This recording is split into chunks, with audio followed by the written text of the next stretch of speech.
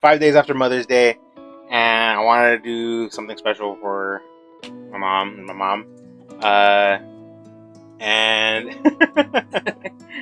and so I want to do some sort of different kind of reactions, but also just like you guys get to know my mom. I was born the smallest, but I ended up becoming the tallest out of all of my brothers and my sister. And big one too. Yeah, that's him. I'm trying to remember what was one of the smallest little things that always stood out to mind whenever you guys talked about when I was little. And I think it was one of the times you guys said that I kind of ran away in a way, and you guys found me at a park. Yep. A couple of times. How old was I? Actually, you're like maybe 1.5. I was 1.5. Jesus. Yeah, 1.5. Because you were still drinking your bottle. Yeah. And you had long hair with a little ponytail. And I remember telling Dad, I'm going to go in the shower, so keep an eye on the baby. And I come out and I go, where's Ruben? I don't know, I thought you had him. And so we looked in the gate and it was open, and we just like went out to the front and started looking for you. And like we have other kids and they all scattered looking for him. And yeah, and he crossed 2 streets to get to the field of the elementary school. Yeah, I was gonna say, because wasn't it because like I wanted to go to school with like Rita and like Rob and them, like because like I was like the only one home with you and Dad. Yeah, I remember, it was funny. Yeah, I'm the mom that loves to take pictures, record my kids while they're growing up. Ruben will come with me and he'll be walking and he'll be drinking his bottle, so I'll be recording him. And every time he sees me recording, he's like whiny, making noise. And so I guess he notices when it's off because of the light. And so when he sees that it's not on, he's fine, he's okay. But when he sees that I'm recording him, he starts like whining, crying, and drinking his bottle. Like he doesn't want me to record him. I was camera shy at a very young age. Yeah. So I guess he kind of remembered the path of going one block to the next block and then going down to the school.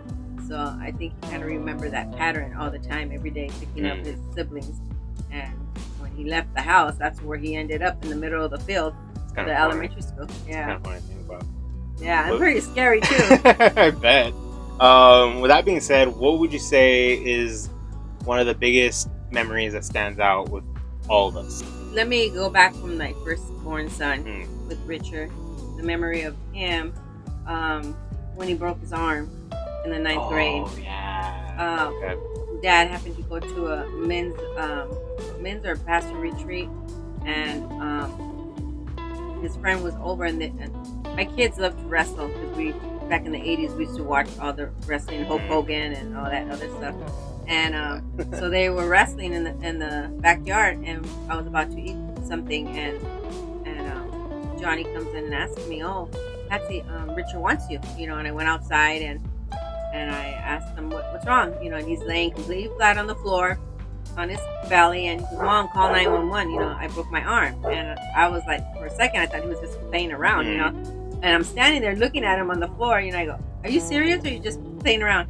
He goes, "No, Mom, I really broke my arm." So I remember squatting down and I put my hand underneath his forearm, and I didn't feel no bone like sticking out of his skin. And he goes, "Mom, call 911. It's really hurting me." So I called 911 and I panicked, and the ambulance was going to come down, but they told me not, it's going to cost a lot of money. So I took him in my car, and sure enough, the forearm, the 2 bones that you have there on your forearm, they were broken and they were barely touching the skin. So being in the 9th grade, he broke his arm. I remember that one. That even to this day, like I always trip out on that. I always forget about it because like he has this big old scar on both sides. One that's just like split open like that, a scar, and then just one that's like stitches on the other side. Lining. I always forget that that's how he broke his arm. He was wrestling. He wasn't wrestling with us. He was wrestling with his friends, wasn't he? He was wrestling with his friends. Yeah. Because eventually later on, after a couple years, like when I turned like 15, 16, that me, my brother Robert, and my brother Richard, we would wrestle a lot in the backyard a lot. Just as fun, it was a joke. Yeah. Sometimes Richard would, when little kids were asking him, "Oh, what happened to your arm?" He'll come up with a story like, "Oh yeah, I got stabbed. I was just just kidding around with them, And I'm like, "Oh my God, don't say that." And then going down the list with my daughter, she's the second one. One thing that stands out with my daughter Rita is when, well, there's two of them, but one is a good one.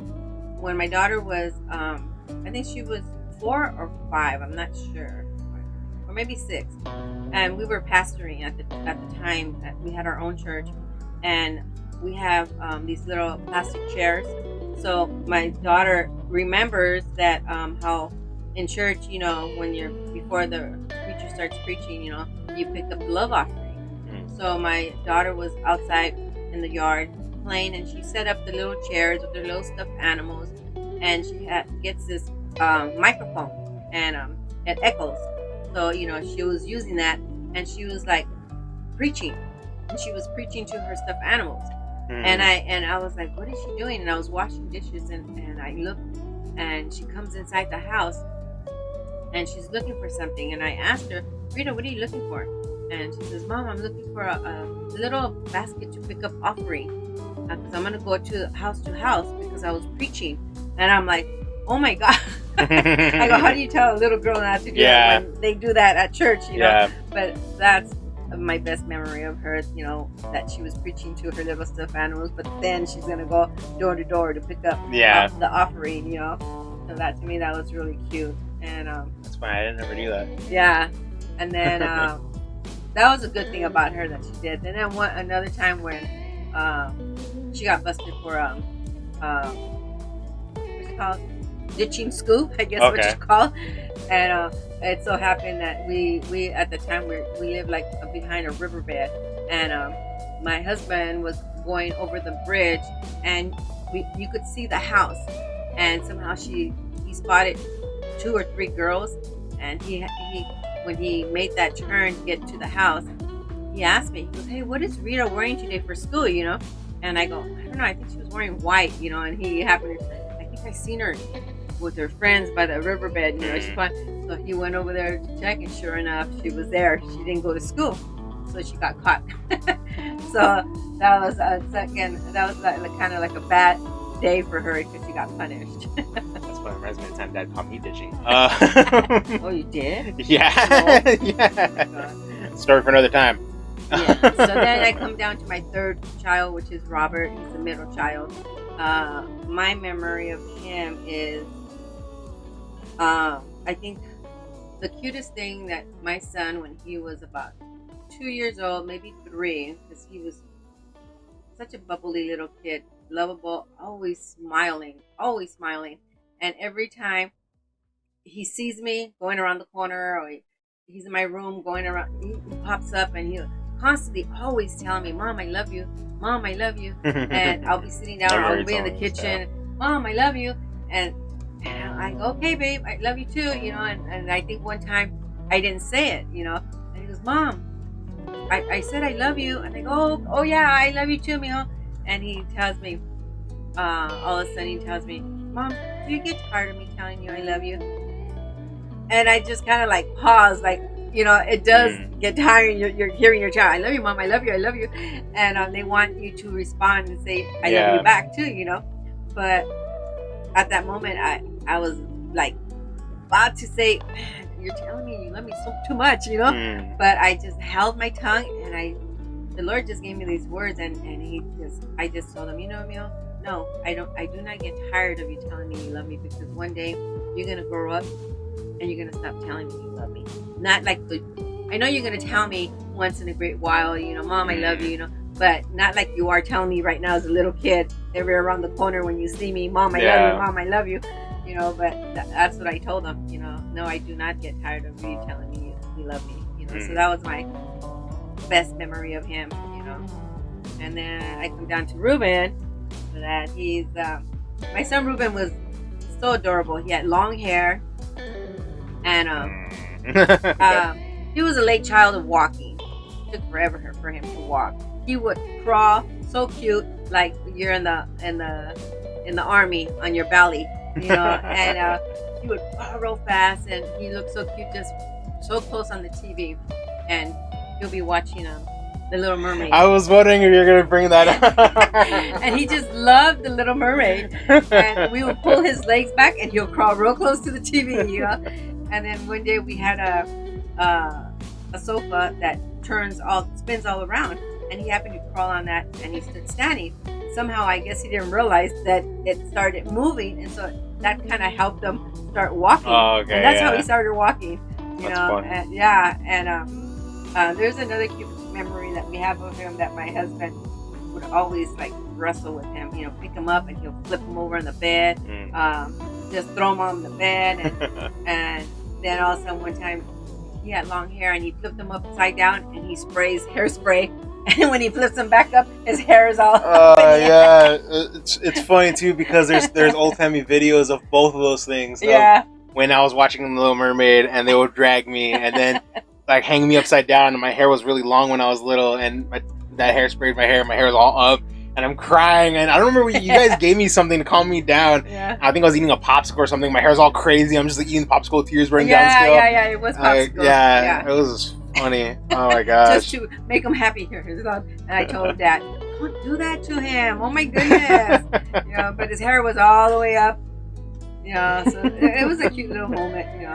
And then with my last child, my son Rader, my memory of him, when that kid, he loved to wrestle with his brothers. He just always running around. He had so much energy in him. And we had I had a sofa next to my bed, and he'll be jumping back and forth from the sofa to the bed. And I was on my computer, and I told him, Rader, you need to stop that because you're going to end up falling and hurting yourself. And sure enough, he did fall, and he goes, oh, Mom, it hurts. And it so happened that he broke his elbow. And he was, at the time, I think he was 3 or going on 4. So that's my memory of him, breaking his arm when he was little, But other than that, I have a lot of other memories of all my kids. So many of them that can't even describe all of them. There was never a bad moment with all my kids. I was blessed to have 5 children. My children always got along. They always played with each other. They're always in the room, just playing with their G.I. Joes or their wrestler dolls, like figurines. The wrestling action figures. Always just playing. They had so many toys. I have 4 boys, so there's a lot of toys. We had a lot of toys, yeah. and only 1 daughter, and my daughter would always like get his brother Robert to play with him. She'll be singing. That's a cute little memory where she tells her brother to sit down. Ruben was a baby; he wasn't walking yet, and she would get Robert, sit down right here, and she gets that little microphone that I told you, and she starts singing, and he's right there smiling and just looking at her, and then he doesn't realize that she finished singing, and so she's all, Robert, you need to clap. So he just throws a big smile, and he's like, yeah, he's all clapping, But it's like he does whatever Rita tells him. Yeah, that's funny. But there's a lot of memories, I like my boys and they've been really good. I've been really blessed. Even now that they're adults and they're grown and they're father themselves, they live together and they don't argue. They're here for one another. I always tell them, even though you don't see each other, because they all work now, but growing up, they're always there together, no matter what. And I always tell them, always watch out for each other. Check to see how they're doing, The only one I talk to is my son Ruben here. I call him almost every day. Yeah, she calls me like every day. Yeah. As soon as I get out of work, hi son, how you doing, mijo? How's Richard? How's Robert? Have you seen them? And they go, no, how you don't ever see them, and it's not. Our schedules never really match for us to, we live, me and my 2 older brothers, we live under the same roof. One of them I share a room with. Our schedules, we barely cross paths, and so it's like I rarely see them during the week.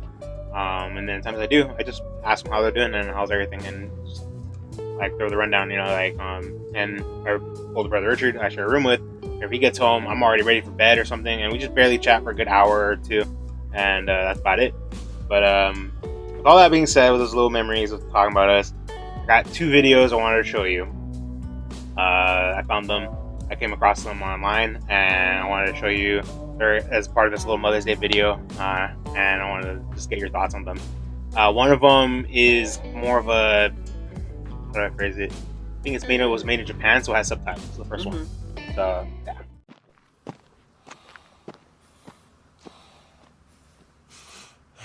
คุณว่าแปลกไหม It's based on a true ที่ story. หญิงแก่ค An น old หนึ่ง woman has started running 20 ลุก kilometers ขึ้ a น day มาวิ่ง seriously. วันละ 20 กิโลอย่างจริงจัง คุณคิดว่า Do you think เธอ which ทำแบบ reason นั้น inspired her? เพื่ออะไร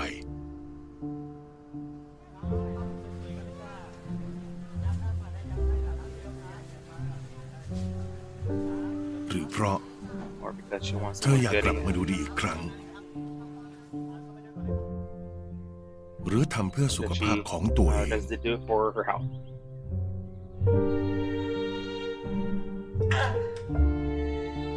หรือวันสำคัญอะไร Or รอ she's เธอ preparing นะ herself for an important day? หรือเธอกำลัง Or มีความ she is รัก falling in love?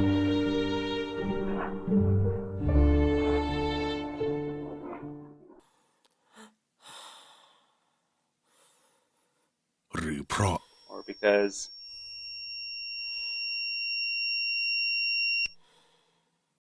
คุณป้าครับ Madam, คุณป้าครับ Madam, เราเหลือเวลา our อีก time มาก is running แล้ว out. แล้วไตของดิฉันเปลี่ยน Can ให้ my ลูกชาย kidney be ฉันได้ replaced ไหม with my คะ son? นางหวัง Mrs. ลู Wong กชายเธอป่วยเป็น son โรคไต has ระยะสุ an ดท้าย stage kidney disease. วิธีการรักษาที่ดีที่ The สุด best คือ treatment is kidney การปลูกถ่าย transplant. ไต แต่การปลูกถ่ายไต But kidney ไม่ใช่ transplant เรื่อ is งง่าย not quite easy. ร่างกายของผู้ให้ Due to the body และ of ผู้ the รับ giver and the ต้อง receiver เข้ากัน has ได้ to be.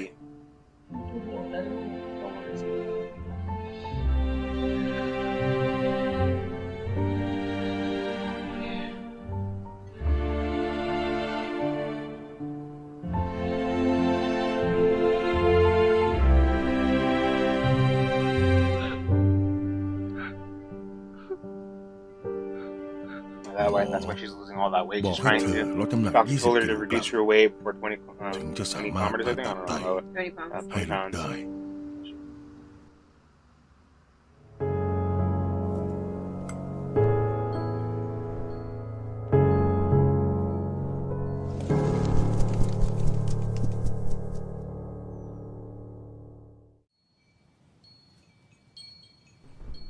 So that's why she was trying to lose all that weight. See if she could donate kidney to her son. นางหวังบอกว่า Mrs. Wong told that all her ตลอดชั่ว lifetime ชีวิตของเธอ ไม่ she had เคย never คิดที่จะลดน้ำหนั thought ก to จริง reduce จัง her weight seriously. เธอไม่คิดอยากจะ She ดู does ดี not want to look good. She is not ไม่ afraid กลัว of ตาย disease or death. และไม่มีผู้ชายคนไหน And เลย no man can make her ที่ give ทำให้เธอยอมได้ herself. ทุกอย่าง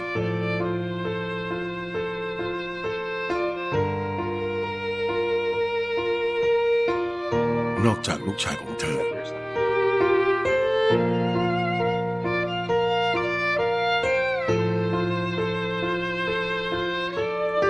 คุณป้าพร้อมใช่ไหมครับ Are you ready, madam? ไม่มีอะไรน่ากลัวไปจนกว่าการต้องเสียลูกชายสุดที่รักคนเดียวไปนะคะ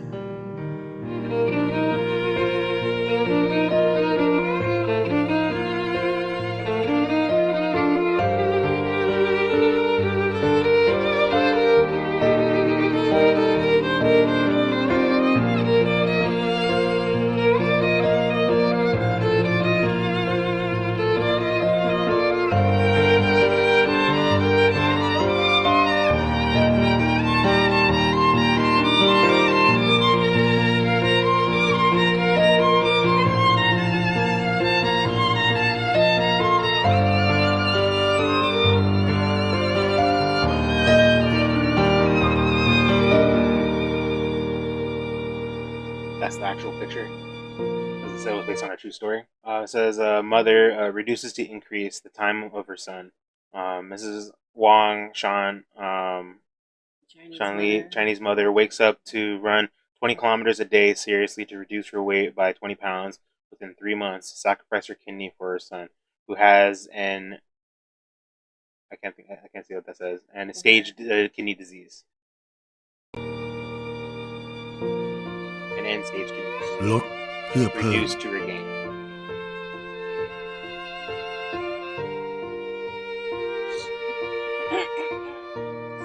My eyes are watering. Okay, I'll take that. Yeah. feel like only mothers would really understand that, and maybe even sons too, because showing the lengths the mother would do to try to like even just try to save her own son. If like just thinking about it, everything like the mother was doing, she was striving, just trying to save her son's life. Just it's crazy, pretty. It's heartwarming, but also heartbreaking to think, just because the possibility of what if she wasn't able to make it in time. But I don't know. It's a mother's strength is a powerful thing. And mother's love is a powerful thing. Uh, so that was the first one, and then the second one. Hey, Kelly. It's 2 o'clock, and the baby was here at 1:36. My favorite part of the day was getting to hold Eli for the first time and to rock him and watch him sleep and watch his eyes open. 10 years ago, my husband and our baby boy and I were in a horrific car accident.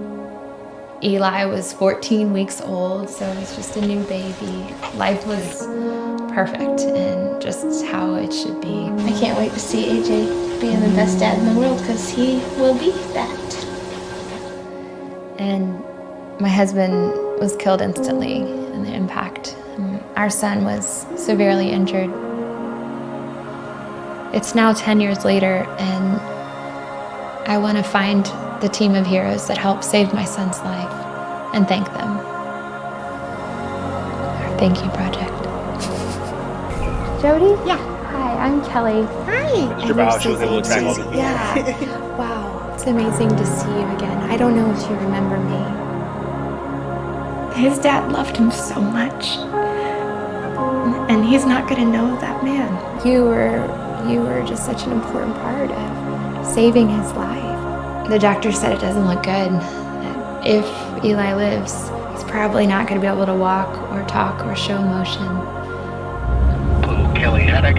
My name is Bill Campbell. I received an email from the flight team that you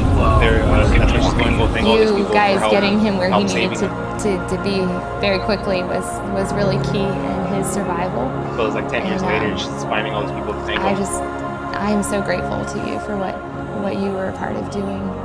You were the first doctor that believed in us and believed in me and believed that there was a solution to help Eli get better. And it was less than a week later that I got to drive my baby boy home from the hospital. There aren't words to describe. You don't think about it on a daily basis, you know. Mm-hmm. You do what you have to do, because that's your job. But when you stand back and think about the impact that you're making. I've never been thanked, so it's not something you do for anything. You've never been thanked? Not later. You don't see people. Yeah. So this is really special. Yeah. This is really nice. Wow. We're doing an event, and we want to honor you at the event. It would be such a privilege if you would come to our party so we can honor you and say thank you there properly. And there's a picture of Eli, and he will be at the event, so you'll get to meet him. This is my new husband, Ted. You're a lucky man. Very blessed. And he adopted Eli also, and so now that's awesome. Eli not only is doing well, he has an incredible dad. It was not hard to decide to adopt Eli. It was a blessing from the beginning. But I do want to continue the story that he began and to honor him in doing that. This whole journey has been such a mix of the darkness right next to the beauty. I can't believe he's 10. Look at him. He's full. I think probably the best moment was when the people that helped save Eli's life stood up, and to see all of our family and friends cheering for them and clapping for them. Yeah. That was the moment that I've dreamed of for 10 years.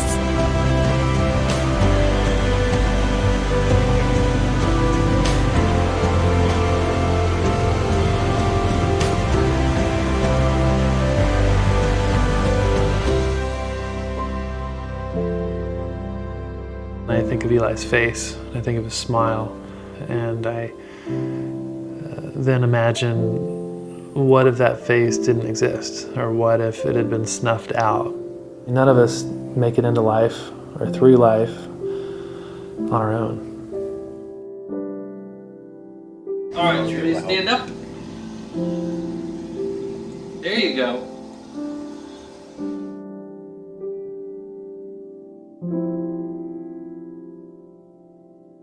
That's amazing. Yeah, like for her to be able to find all the people that helped save her son's life. When I saw that for the first time, it made me think of Rader and how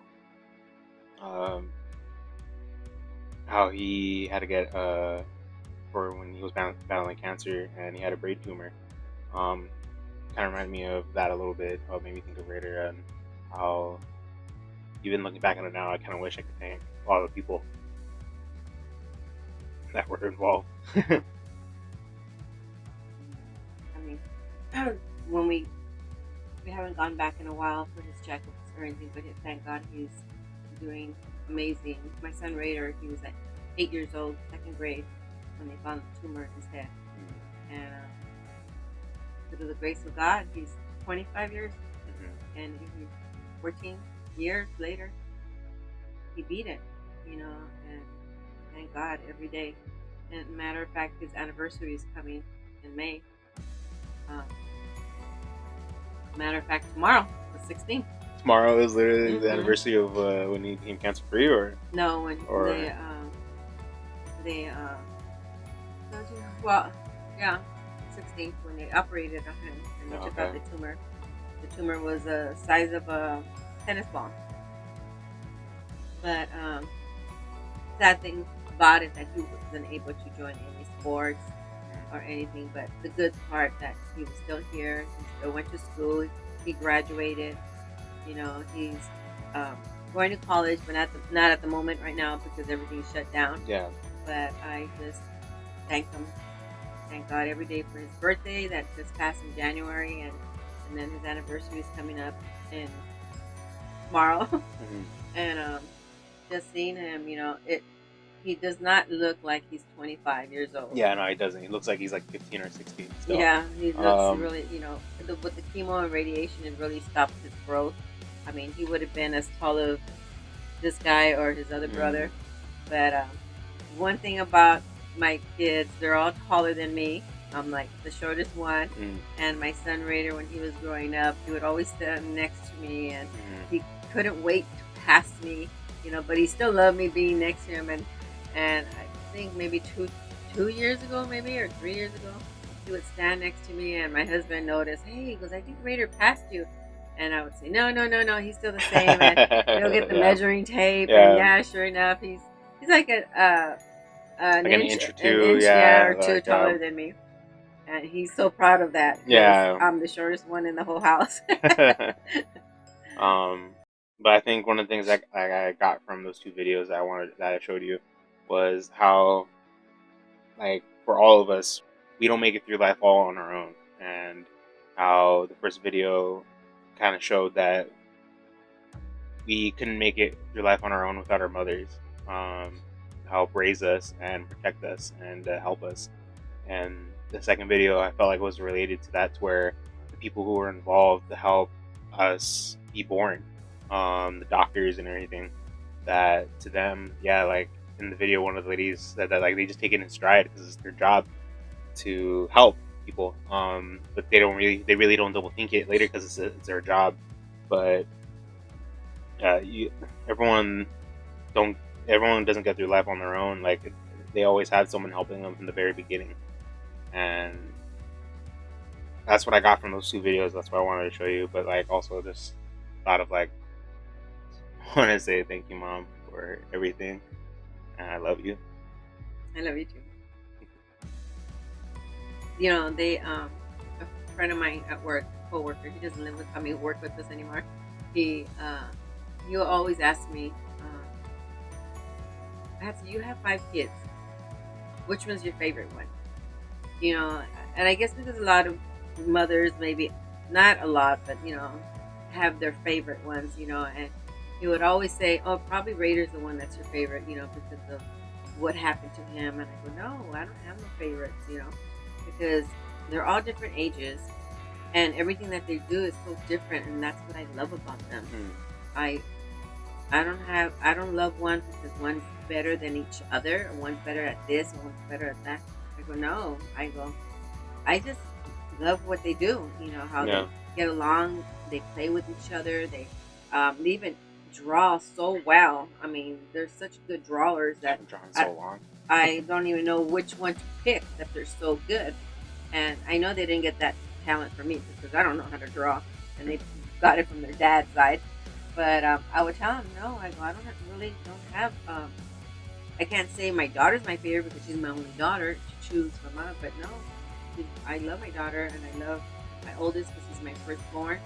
I love my second one because he's a middle child, and sometimes middle childs need to be loved too, because they say they get neglected, because they're more close. The mother has the other two child, and then the last two child always keep an eye, but the middle child gets left out. But no, my kids never got left out because I'm always loving them. When they're little, I'm always squeezing them, telling them I love them the same way how Robert would tell me that he loved me growing up. But my boys, they know that I love them because every time I see them, I always tell them I love them. And but I don't have no favorites. They're blessing to me, and I thank God every day for them. And with that, as always, link will be in the description down below for the videos that I showed my mom. And like, share, subscribe, really help me out, really appreciate it. And my mom, I introduce everyone to my mom, the woman who raised me. Might do one with Dad, probably. I'm not sure. I don't know how that'll work out. Be aware, he's gonna be blunt and open. I mean, I could be blunt and open too, but mothers are always more lovable, and fathers are more tough and more pushing it into it. But they, my husband, they could handle it. Get up. That's my dad for you. Yeah. There was one other thing I wanted to talk about in the video that it slipped my mind to even mention, but also because me and my mom were so choked up and was getting a bit emotional during the recording with her. Even during the reaction video, or during the reaction portion of me and my mom watching the videos, we were both kind of quiet a little bit, mostly through the second one, because it was a bit emotional, and at the same time also I wanted my mom to hear what was going on. But again, I wanted to say thank you, Mom. And it's really hard to say or even to express how much I love you and I appreciate you and everything you've done for me and done for all of us. I know, Dad is there too, and he's done so much for us as well. Dad raised us with more of a tough, strong love, and where he was our protector.